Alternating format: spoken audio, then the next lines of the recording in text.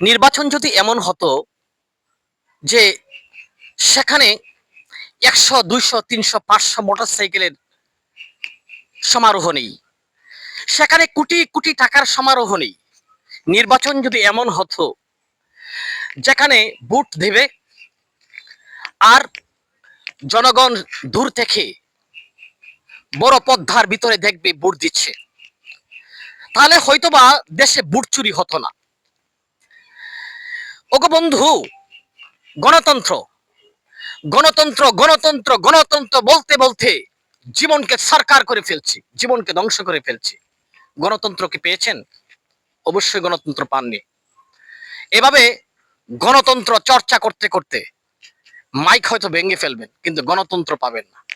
আসুন, আমরা দেশকে ভালোবাসি, দেশের মানুষকে ভালোবাসি, গরিব দুঃখী মেহনতি মানুষকে ভালোবাসি, তাহলেই হয়তোবা গণতন্ত্র ফিরে আসবে। ধন্যবাদ সবাইকে।